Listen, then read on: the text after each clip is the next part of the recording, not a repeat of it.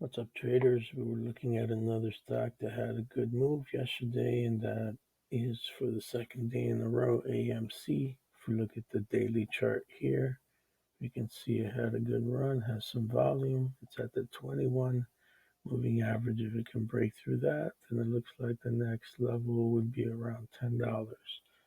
So let's look at the 5-day chart.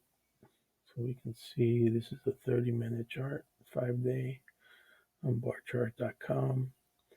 So looks like it had a low in the open of about 615, let's say, to a high of about 786 for a gain of about 27%. So then we look at an option that expires this Friday.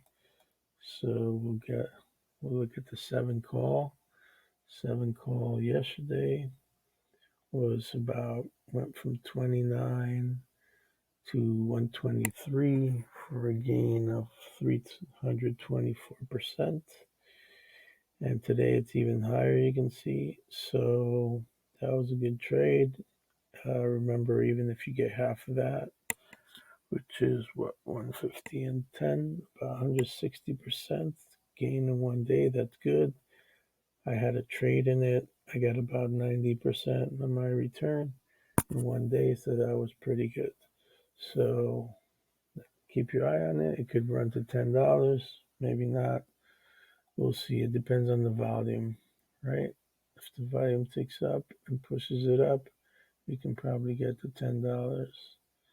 And this 7 call could get back up here. May not get to 14, but it could get somewhere halfway, maybe 8, maybe 600. So right now it looks like it's about $1.56 times 100 is 156. So, but remember, it expires Friday, so those are risky. If they don't move soon, or if you don't mind losing it all, or put a 50% stop or something to preserve your gains and prevent more losses. Otherwise, go out to next week and see. It's a little safer. All right, good luck today. Keep your eye on AMC if you like trading it. Good luck.